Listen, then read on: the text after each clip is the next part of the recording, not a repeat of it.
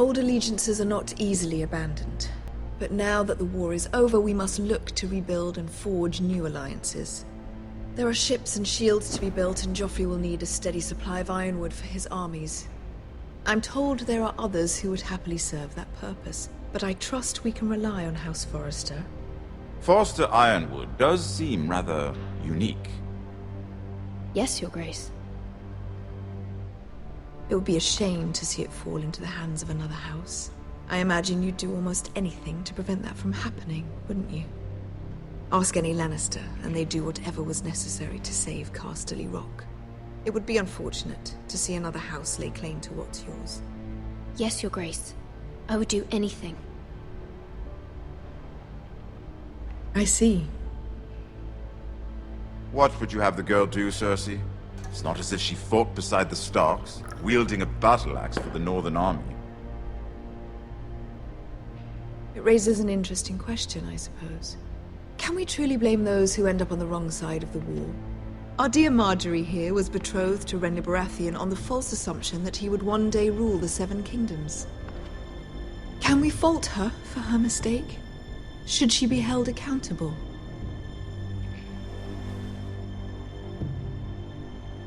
She was just following her heart, Your Grace. And the very same heart so quickly led her to my son. If there's a point to this, I hope you find it quickly. Loyalty can be such a hard thing to define. This city alone is filled with all sorts of ambitious opportunists looking to reinvent themselves, pretending to be something they're not.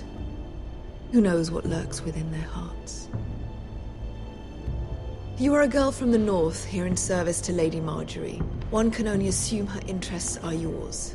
Yet loyalty to a king, that must be absolute, beyond question. And if your loyalties were to become conflicted between your king and the very person whom you serve, what would you do then? I'm sure she would... Let the girl answer the question. Go on. I would be true to the king, Your Grace. Well said. I was beginning to worry you didn't have your priorities straight. She is a threat to the crown, isn't she? The most dangerous handmaiden in all of King's Landing. My sense is this girl will say almost anything to get what she wants. Which is not very encouraging. I'd like a word with you, if I may. Of course, Your Grace.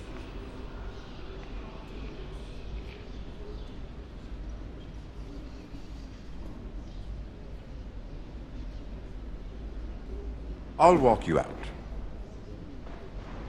This may come as a surprise, but I met your father once, at the tourney at Lannisport.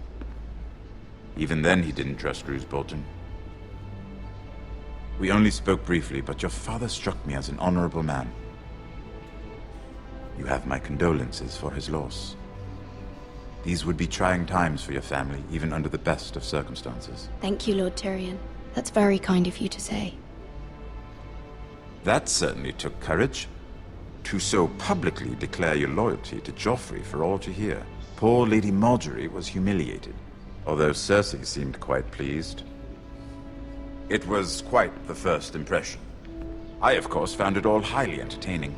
I was trying to appease her. I think that was clear to everyone. My sister and I have our differences. She takes great pleasure in her little charades. I take mine in thwarting them. We must find our amusements where we can. She threatened to give your ironwood to another house. It is the Master of Coin who decides such matters.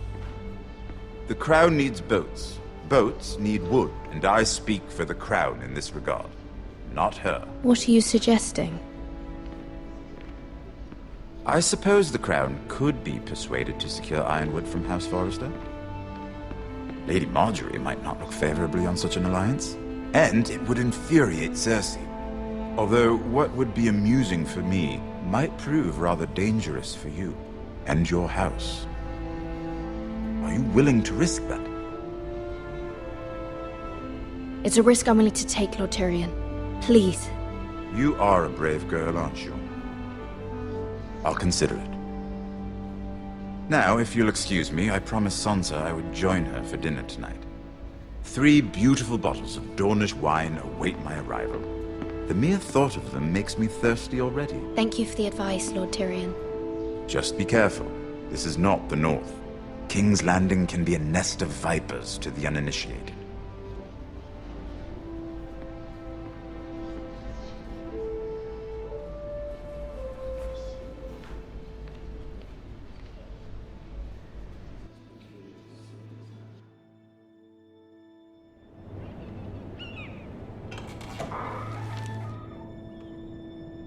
Mira, I was worried.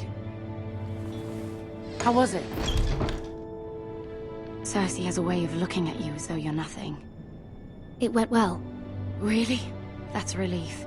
Cersei is known for being rather difficult.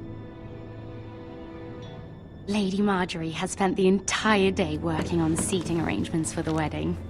Of course, you and I are seated way at the back, here with the 4th cousins and the 9th-born sons.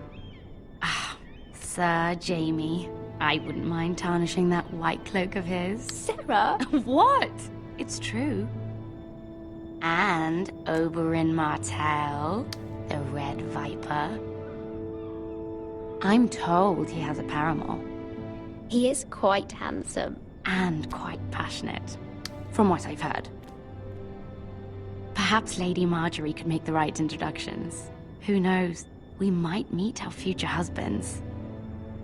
Although, marrying a king, I can only imagine what that would be like. Would you marry Joffrey if it meant you'd become queen? He does have a certain look about him, and he's always treated Lady Margaery well. Which is more than you can say for his mother. I'd marry anyone if it helped my family. Right. Of course. Well, I would marry him. Imagine the power you would have as Queen of the 7 Kingdoms. I might even allow you to be my handmaiden. Let's see, who else should we marry off? Brienne of Tarth and Tyrion Lannister. What a perfect match! Sir Bronn and... What are you doing?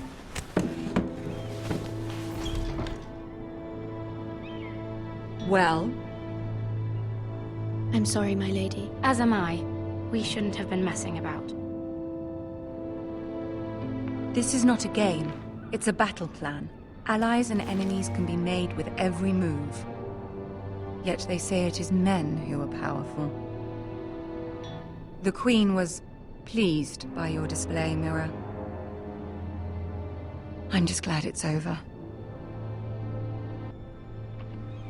King's Landing can be exhausting sometimes.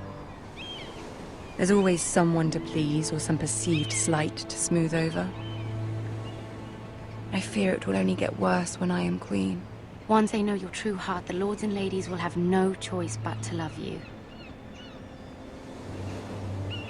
Do you agree?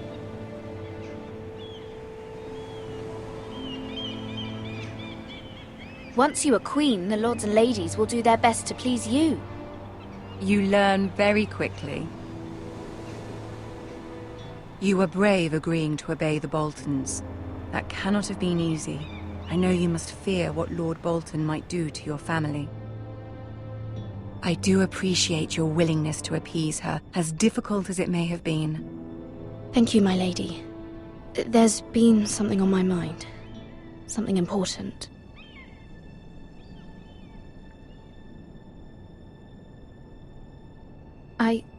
I did have a favor to ask of you in return. Whatever you wish to say, you can say it in front of Sarah. There are no secrets between us. It's about my family. I trust her.